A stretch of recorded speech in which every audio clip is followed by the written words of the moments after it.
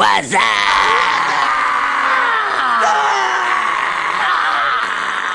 What's up? Welcome to another episode of Yo, What's Up?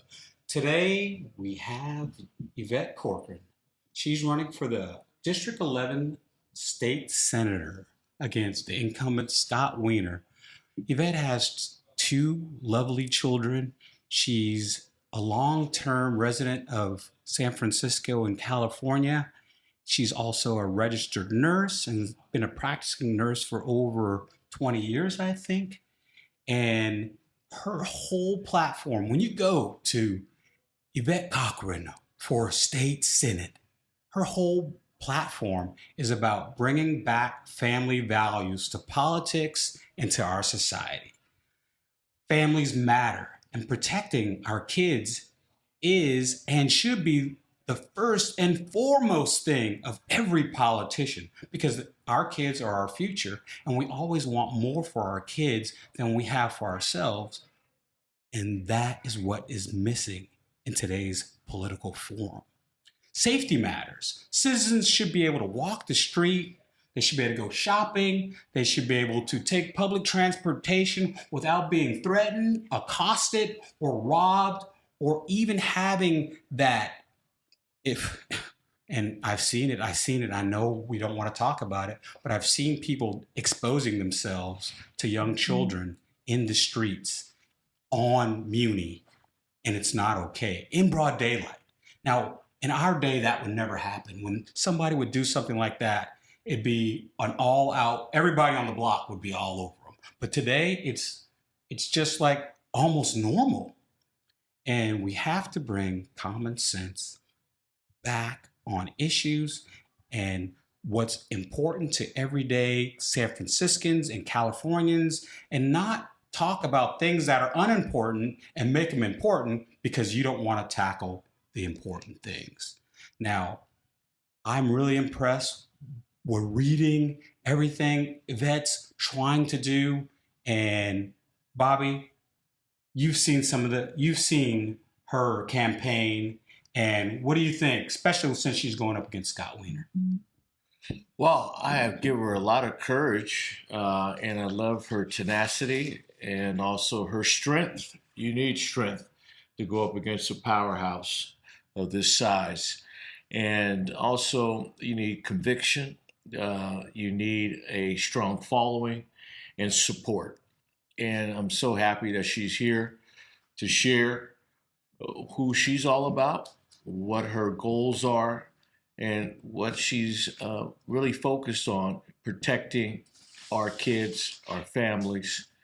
And as an independent, I'm all ears right now. So, Yvette, tell people why they should vote for you. You need to vote for me to return balance to San Francisco and California. I've been advocating for 4 years, and I've never met as many Democrats and independents, Democrats who say that they no longer recognize their party anymore. It's gone too far left. I just heard a great conversation the other day where the Democrat Party may even need to break into two different groups, parties, the sensible Democrats and then the extremists. I am running because I can't sit back and stay quiet anymore. I'm a registered nurse. I've lived in San Francisco for 25 years and I've been a nurse for 25 years. And I've watched my city and state deteriorate. And yes, it does take a lot of courage to take on Scott Wiener. He is probably the most powerful and dangerous legislator in our state. The legislation that he's brought forward in the last 3.5 years makes absolutely zero sense when it comes to what he's doing with children, when he doesn't have children of his own, what he's doing to women, or the bills that he's creating, making law, what they're doing to women. Now, I know Safety, fentanyl. There have been 3 fentanyl bills that have been killed by the supermajority Democrat Party. And here in San Francisco, I mean, Sherman, I know you see what the deaths, the suffering. It's inhumane what's transpiring on our streets. And I don't know how they can kill fentanyl bills and give more power and control and freedom to the dealers than they do law-abiding residents and children. One fentanyl bill that directly dealt with the sale of fentanyl around schools. What? And they killed it. Yeah, they killed it. It was specific to children. Not necessarily dealing specifically to children, but dealing around schools, children, right. Which, I mean, the children aren't going to get to it. They've killed these bills. The bills that mean so much to us here in San Francisco that really matter, they killed them. Bobby, you had a real interesting take on one of the bills with the 10-year difference that you were talking about. Can you ask that question? Well, when I know Scott Wiener, he's been in the city for a long time, and he's been an advocate for the gay community. And, you know, ever since these civil union and all the different laws of Mark Leno, et cetera, I was very disappointed in the latest law that was able to, if you identify yourself as gay, that you can date someone 10 years younger than you and basically have a relationship with someone who is right around 13 years old, and you're an adult and you can have you can date. That I thought was foul, and it was more behind the curtain there. And I know San Francisco. I know all the underground things that they're involved with and so forth. So it looks like they were trying to protect activities that they were involved in already. And once they did that, they really showed me that they really don't care about our children and our kids. They really are more focused on their favors. That, when you explain it that way, and being a long-term San Franciscan forever, I know about these underground clubs you speak about because we've gone to some of them for calls. And to think that the other Democrats voted for some of these bills that are passed, all the Democrats are voting for them. Is it because the bill's not heavily explained? Or are they putting it at the bottom of the bill? How does that work? And how do we combat that? I think that's a fantastic question. And I think there's multiple aspects to it. I've been to the Assembly hearings, to the Senate hearings. And yes, some of these bills are so long, they do multiple things. A lot of the legislators, they're bombarded with so many bills, they don't have time to read them all. I know I was in one of them where it was one of the Assembly committee hearings where they were bringing a bill forward that I think is good. It was regarding African-American women and pregnancy and how they have higher risks of having adverse effects or difficulties with pregnancies. Mm-hmm. But buried in that bill, they're wanting to force healthcare providers to relearn that men can get pregnant and give birth. And if we do not learn that men can get pregnant and give birth, we as healthcare providers will be fined $25,000 to $125,000, depending on which offense. So when they were up talking about the bill in the positive way in regards to African-American women and pregnancy, the legislators were on board. And then when somebody came up and talked about the second part of it, the legislators didn't know anything about it because they're not reading it. So that's one aspect of it. So I think they do a really great job of having something positive and tying something really negative into it. In regards to SB 145, which is what you were talking about in terms of those who are convicted of sodomy of minors within 10 years of age, starting from 14 and up, do not have to go on the sex registration list. That is Scott Wiener's bill. And I want to thank you. And if individuals can go to your website, right? you will have all the bills that have been passed by Scott Wiener A handful of them. and the ones that are showing exactly these are laws. These have been passed quietly. They have not told families. The news agencies have kept it quiet. So this is all orchestrated at the top. And for you to have, that's why I said courage, to fight what is going on that's been hidden and to expose it, I recommend everyone to go to your website. Can you tell people where your website is? My website is YvetteForSenate.org, and it's Yvette, YvetteFor, Senate.org. And again, these are a handful of terrible Scott Wiener bills. Many of them passed, a couple of them haven't. There's one bill on my website that says it failed, but it really didn't. They're still working on this. This is Assembly Bill 1028. Let's talk about safety and women. This bill, I'm a registered nurse, I'm a mandated reporter. What this bill will do is remove the reporting obligation of mandated reporters of assault on women unless the assault is with a gun. So women can be beaten with a bat, hammer, slash with knives, beat with fists, and Scott Wiener and his caucus do not want mandated reporters reporting this unless it's with a gun. They're working on that one actively right now. So Just hearing that. let's get I'm down just to like, it. I'm Let's speechless. I'm get speechless. down to it. I'm totally speechless. I've never heard about it. No, I've that's never the heard about it. problem. Nobody knows. They do this quietly. They do it behind the scenes. We, the people, we're clueless. Unless you're in the know and you're digging this up, or you're on the state website watching these bills that are coming forward, we, the people, have no idea. They are just ramming them through. So, listen here, people. Listen to some of the bills that Scott Wiener has passed. And you won't believe it. It's like, remember The Onion? They had this newspaper, it used to be called The Onion, and there'd be like satire of all these political events, and they were so crazy no one would ever believe it. But here we are in 2024, we have decriminalization of pedophilia. This was enacted. It was the Senate Bill 145 in 2020 that permits pedophiles to avoid sex registry so long as the age difference between them and their lover or victim is 10 years or less. So you could be 24 going with a 14-year-old. You could be 21 going with an 11-year-old. No. It's 14 and up. 14 and up? Okay. 14 and up. So under 14, they have to go on the They sex can do registration something. list. Okay, good. Thanks for the clarity. Now, that right there shows you that she's on the ball. She knows the bills.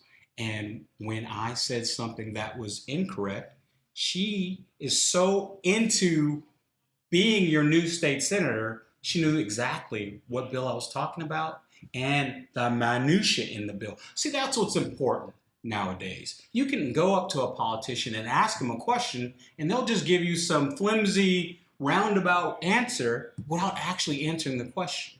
Yes. Right to it. And, Right. and you hear that age, and you got all these Democrats who say they're about family, they say about labor, they say about helping, the victims and so forth. And here, all of them are just totally quiet.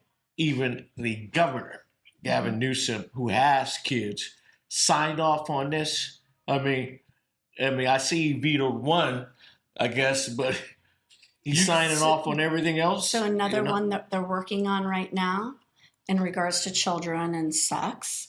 In California, it used to not be a felony to buy and sell children for sex. And Senator Shannon Grove brought SB 14 forward last year to make selling children, it's supposed to be trafficking children, Yes. a felony, because it was only a misdemeanor. Somebody could buy and sell children all day long, and it would only ever be a misdemeanor. So she brought forward SB 14, which makes selling children for sex a felony. Yes. What it didn't do, it didn't go after the buyers. So you can still buy a child all day long for sex, and it will ever only be a misdemeanor. So she brought forward SB 1414, which will make buying children for sex a felony In the Public Safety Senate Committee, where Scott Wiener sits, along with Senator Wahab and Senator Skinner, they forced Senator Shannon Grove to take amendments on that bill. And amongst other things, they do not and will not protect 16 and 17-year-olds from being bought for sex. Wow. And part of this is because California is such a large foster care system family, and there are a lot of foster care children here, and they basically feel like these foster care children need to be able to earn a living. So the children who have no parents to love them and protect them, who are dependent on strangers to care for them, they're not protected. And they're not investing in their schools. They're not investing in giving them a nice trade. Right. They rather just, it's just, California, we got some major problems, and it's at the top. It's at the top. And they're making decisions for their little circle, and they're not making decisions for the people at all. Well, I can't see how, if families knew of some of these bills, how there wouldn't be mass outrage. Like, I read one where it says that your 12-year-old can emancipate themselves from your household. Reason. I didn't give you your allowance this week. Okay, well, I'm going to go be free and I'm going to live by myself. What? So that's part of the trafficking of the children. So 12-year-old children can emancipate themselves from their parents, go to school. I got in a fight with my parent, no proof of harm, and they just don't come home. They go into a government affiliated facility and they're captured. They're in the system. That parent can't get them back. So that also goes into California being a sanctuary state for gender affirming children coming here from other states, and they have to go into the foster care program. There's another bill that discriminates against foster care families, that if foster care families do not go along with gender affirmation care, they're no longer qualified to be foster care parents. Wow. So these are all Scott Wiener bills. It seems like he only passes bills that are anti-family, Anti-child, and anti-women, and anti-family. pro-human trafficking, and pro-human, basically abuse and pedophilia. So it's clear. How is what it? How is this protecting. allowed? Can't Governor Newsom? Can he veto these type of bills? He only Does vetoed. he know about I'm them? looking at one. I think he only vetoed one. Does he know about these bills? 100%. Of course, he knows about it. Transitional child, because he obviously has children, and he want to make sure one of his kids don't go off on him, and he don't lose them. So he vetoed that one: transition your child or lose custody. So that was they were going to. Was that the one that it's about judges, right? Where judges will give preferential custody to the parent that will transition the children.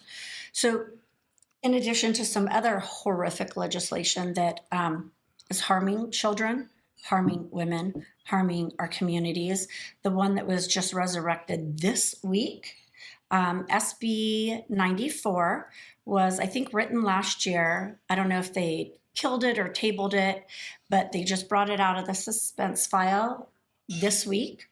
Scott Wiener is the co-author, and what this bill will do is the state's worst murderers, those who are sentenced to death row or life without the possibility of parole, those who killed multiple victims in concert with robbery, kidnapping, rape, or torture, they now want to allow these murderers the opportunity for parole after 20 years.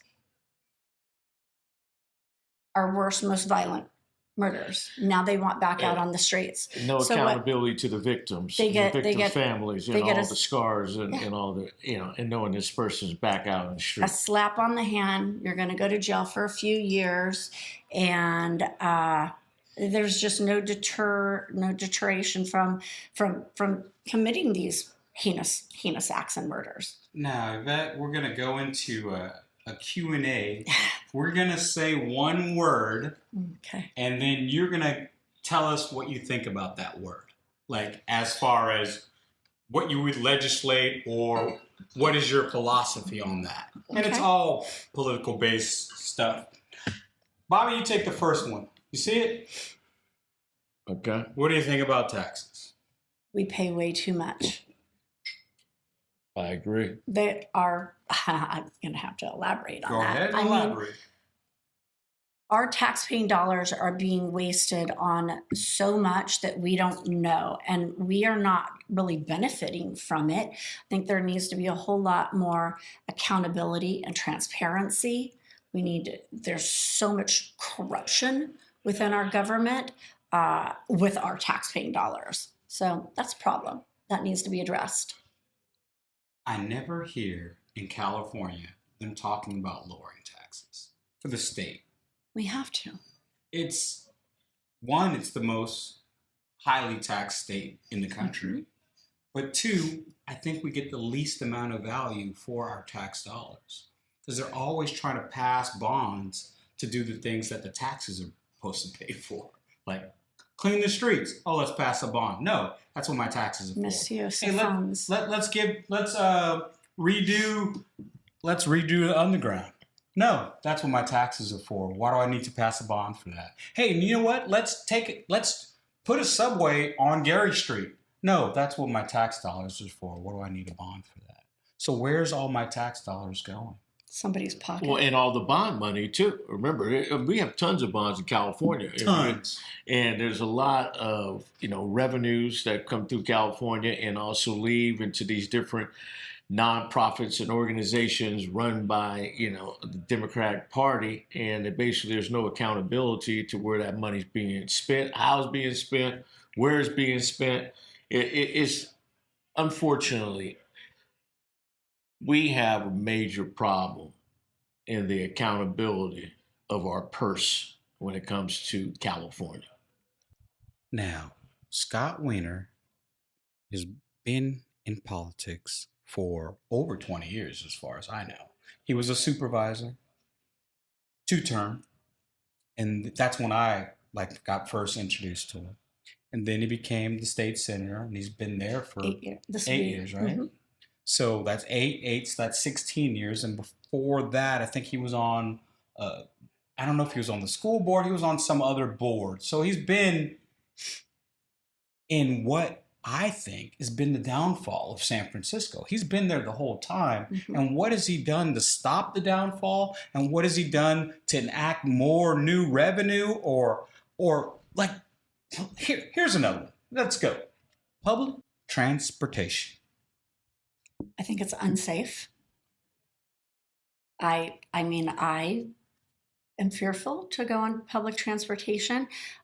We hear that San Francisco has the best public transportation, but people don't want to risk their lives on it. I think we need to take down all those wires in the street, okay, and just go to electric power and a better, more advanced public transportation. Mm-hmm. And then also we definitely need to make sure that, there is a system of cleaning those buses at the end of the route, because it seems like they constantly stay dirty. They are not cleaned inside. And we do have a good scheduling. And buses, if you go anywhere else, they're on time. They do move very fast, but we definitely need some vast improvements. To me, the biggest thing with public transportation is they're always asking for more and more money, but they're always under-delivering. If you look at the bus transportation system now in San Francisco, there's less and less people on it, but they're still asking for more money. There's less routes, there's less people on the buses, but they still need more money. Wait, if you have the same number of buses, same number of employees, without delivering as many people, then why do you need more money? Because the salaries stay the same.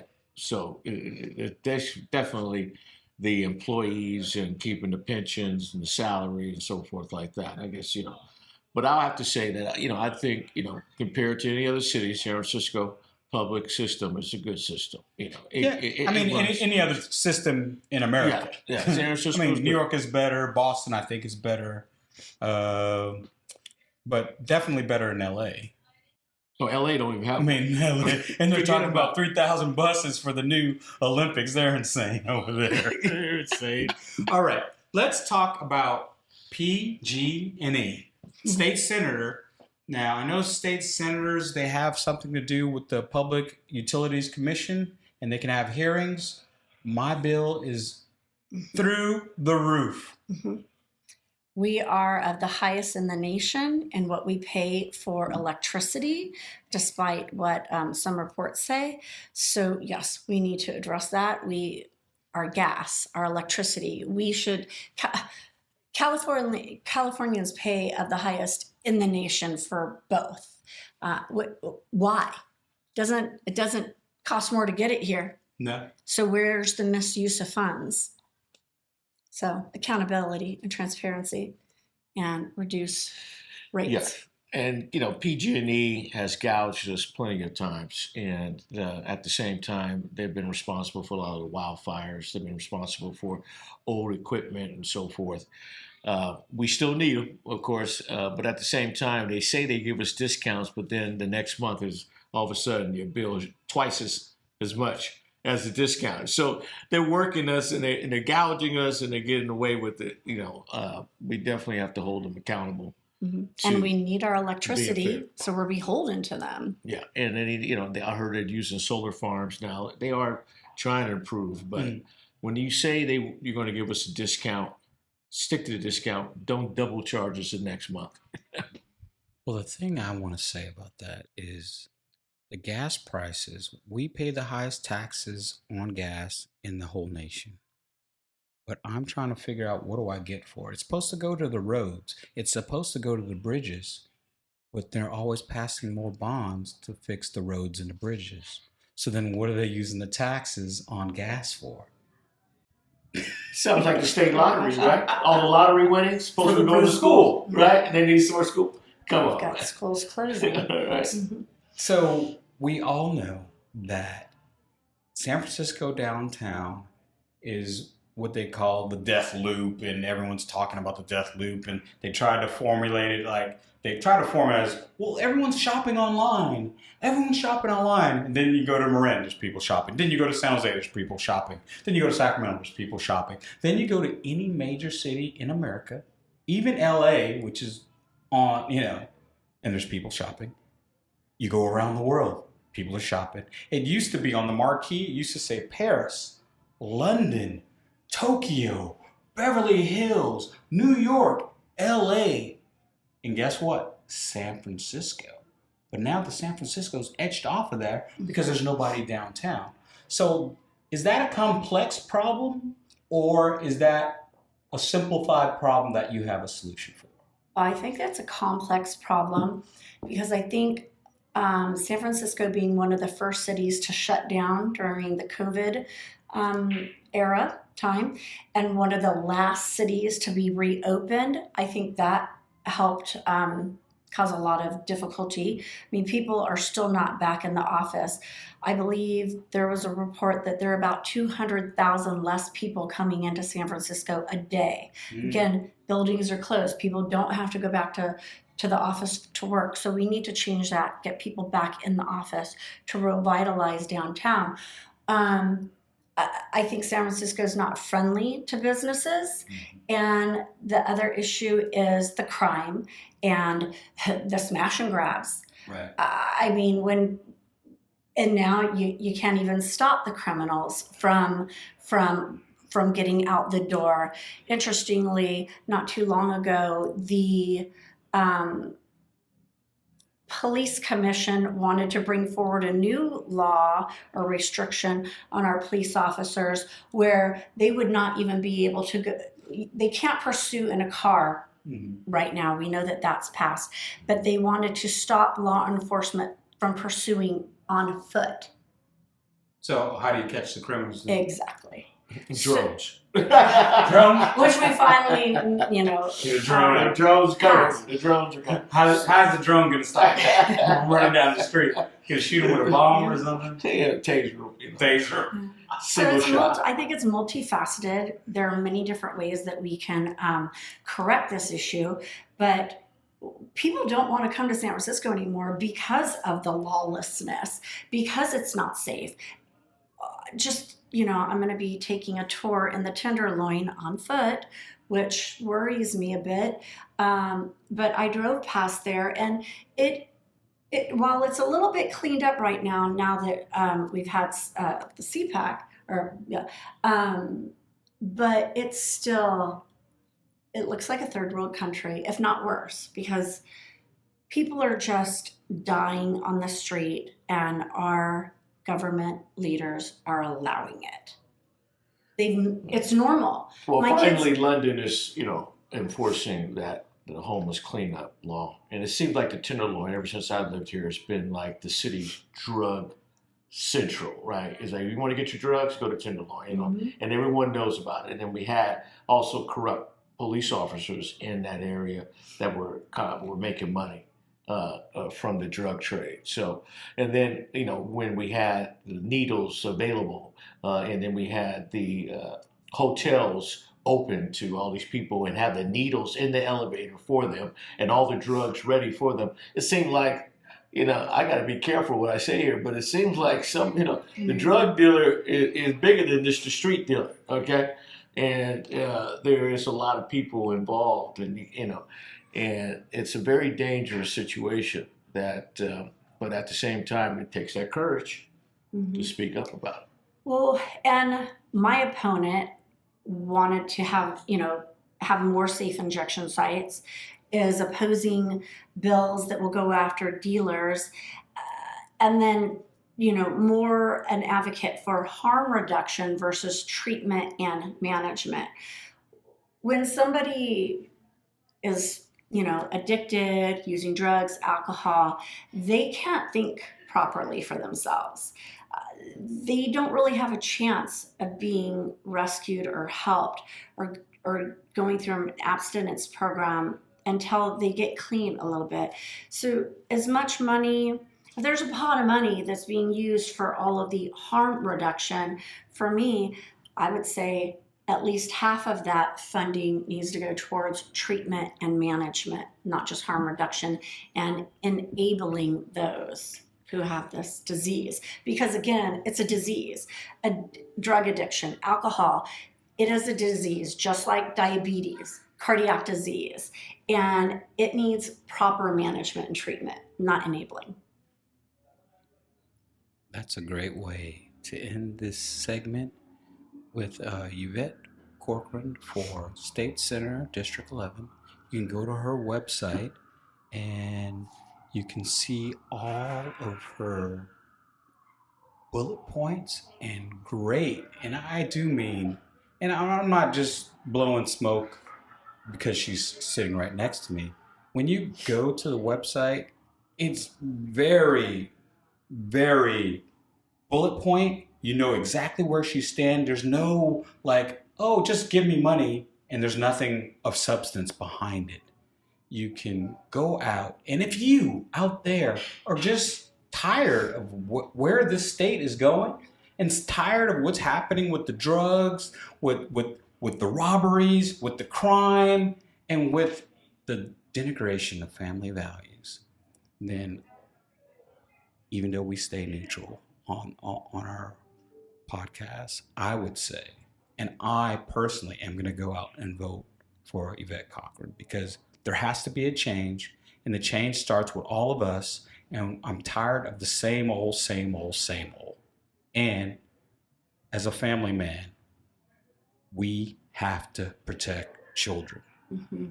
Yeah, no doubt. If you want to protect children, Scott Wiener is not your choice. And if you all stuck with that Democrat, I'm just going to be Democrat, I'm going to follow it, get to know Yvette first, just like I'm trying to get to know Yvette. I'm so far hearing is very good. I'd like to know a little bit more about your road trip and your campaign. Are you going to be going to LA? You're going to be going to several different cities. What do you have planned so you can get out there? Because I guess the time clock is ticking and the window is closing. Why don't you explain what districts you would represent? So it's San Francisco, Senate District 11, which is the entire city. So all of San Francisco, Colma, Daly City, Broadmoor, and the upper portion of South San Francisco. These are my constituents who can vote for me. Okay. But remember that the legislation that Scott Wiener and this seat writes affects our entire state. So anybody can support me and donate. And also remember that these bills that he writes, they don't just stay in California. They will trickle to the rest of the nation. And we know that Scott Wiener is lobbying for Nancy Pelosi's seat. So he's working to bring this horrific legislation not only to all of California, but to the rest of the country. Wow. So, and Daly City has a lot of families. I hope you're going to be down there talking Yes. to those families, talking to those churches. Anywhere I can go. And oh, wonderful. Yeah, you just gotta get out to ceremony, Mm-hmm. right? And who is your campaign manager? Who's in charge? Who's helping you out? I have my team. I work with McShane Consulting, and they're my strategist. I'm working with Charlie Siller, who is my campaign manager. My volunteer coordinator is Susie Abbott. So I have a very nice team. An amazing woman down in LA who's helping me with my social media, Yes. Marna. So this is a grassroots campaign. I don't have millions and big lobbyists and pharmaceutical companies funding me. This is all grassroots. So you need a Doing couple it? of packs. I do. We'll make a call. And then also, on your website, do you have an event page where people can maybe like host you or Yes. have So- host their house or Mhm. something for a fundraiser, things like that? Yeah, so there's a few buttons at the top of my website. When you go to contact, there's drop down and you can volunteer, you can phone bank, door knock, host events, or house events or anything. I mean, it's getting out there. This has been so amazing because, I mean, I'm little me. I go out and I feel like I'm being, walking into a lion's den when I go into certain groups to speak to them. But what's been beautiful is once we start talking and I share what's going on, people are shocked. They're horrified because they don't know about this. No. And now you know. So those who are endorsing Scott Wiener, who are voting for Scott Wiener, what each and every one of you need to realize is that your vote is now condoning child sex trafficking. It is condoning sodomy of minors. It's condoning rape of women in women's prisons by men who self-identify as women. It is condoning abuse and assault on women. And when you're condoning this with your endorsement and your vote for him, you're saying, you know what? Bring it. Bring the most awful, horrific legislation, and we will keep taking it. Just like Senate Bill 94, where now you're going to allow those most heinous murderers the opportunity for parole. This is what you're getting with your endorsement and vote. I have a question. Before we move on, I have a question. You just brought up something really important. Did you just say that they can have men who identify as women go into women's prisons in California? Yes, so Scott Wiener passed SB 132. It passed, I don't know when it passed, last year, I think. So now men who self-identify, they don't have to be on hormone blockers, cross-sex hormones, had to have surgery, nothing. They just have to self-identify that they're a woman, and they can be put into a women's prison. Let me give a couple examples here. So there is a prison in Madeira aside from that, there was a man who was serving his second decade in a men's prison, self-identified as a woman, and they transitioned him, no pun intended, into a women's prison in Madeira. He raped 2 women in 24 hours. That prison currently, it's a 1900 facility women's prison. There are 250 men currently in that prison. There are 500 on the wait list to get into that prison. So these are murderers, rapists who are now gaining access to their victim. And Rob Bonta, oh my gosh, I just heard an interview of him yesterday where they were questioning him on this, and he was trying to blame it on the corrections officers because they need to it's their job to keep these women safe. I'm sorry. You have a man with a penis who has either murdered or raped, and now you're locking him in a cell with a woman that has no rights. She didn't consent to this. There's another prison in LA. It's a 1,000-unit facility, and 10% of that prison are men who identify as women. Again, they don't have to have chemical castrating medication. They didn't have to have their surgery. And keep in mind, they can get their transition surgery in prison on our tax-paying dollars. But what this is these violent rapists and murderers have figured out a loophole to gain access to their victims. So think about That this. is SB 132. 2020 was passed quietly. Quietly. You Quiet. are a woman and you're in prison, and then now you have a man that comes into the prison, and he could be a rapist. Mhm. He could just say, I identify as a woman, and then they put him in a prison with all women. Mhm. How sick It's is a a loophole. society? It's a loophole. And- So Close look the it up. close the loophole. And now your legislators that Been around for 4 years. Close the loophole. Oh, yeah. your legislators that passed this are now trying to blame the corrections officers for not protecting the women. No, Are you kidding me? no, Are you kidding me? no. This is Scott Wiener. Oh, yeah. People this guy. run This but not guy. walk to Yvette Corkrean's page and give some money and support this. I mean, it's just, I can't even, I don't even know what to say after that. You can just say you're a woman and go into a prison? I mean, why wouldn't everybody do that? Well, they are. There's 500 people on the wait list. So Okay. this is just in this short amount of time. What's it going to be 3 years from now? Where is where are the women's livers? Where are the People don't know. Where are the women's societies? Yeah, Have you been talking to women's societies and women groups and I'm all those trying. type of things? Because how can any woman that's up there going down the street, up and down the street, and they're talking about abortion and all this stuff, and then hear this, what they're trying to do to women? But most likely they don't care about those women because they're in Do you jail. think they don't care, or do you think they don't know? Both. I think it's both. Because it's not like they don't know. It's just that obviously,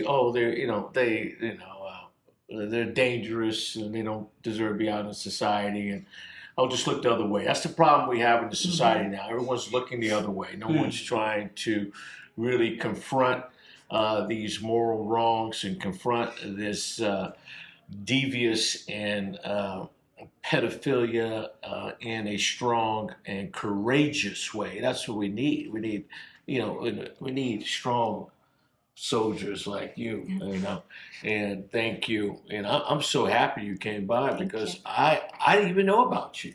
So now, I'm going to definitely do more of my research, but you've already did a lot for me to weigh because I wasn't going to vote for Scott anyway, but to really come on board and help you get the message out so you won't get tainted as, oh, she's a Republican and all that. No, this is a woman who cares about children and families and want California to go back to that beautiful, peaceful place where families were moving and raising their families here, but had an open, loving heart towards other people.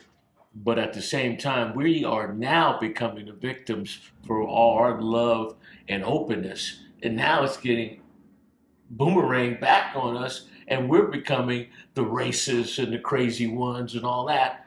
And it's like, wow, it happened that fast. Fast. We're the normal ones. And we just want to keep things normal. Well, and to your point, I think we can ask the question, how did we get here? And it's because people aren't paying attention. They're living their lives. I don't want to say that they don't care, but they're just not as invested.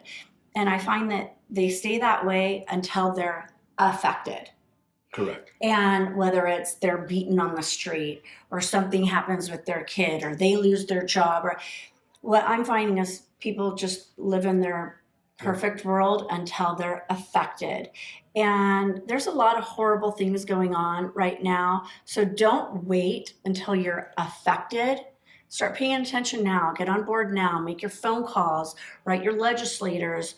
Read some things, because there's so much horrible things going on behind the scenes that you just don't know. Well, what I would love is, it seems not only you are a fighter for families, you're a fighter for a just and even keel common sense society. No society can run on crime. No society can run with rampant drugs. No society can run without a strong family. Without strong family core values, this country would fall. The city would fall. The state would fall. And that's what we need to go back to. Common sense, and someone that fights for the families, and someone that fights for children, because children are the future.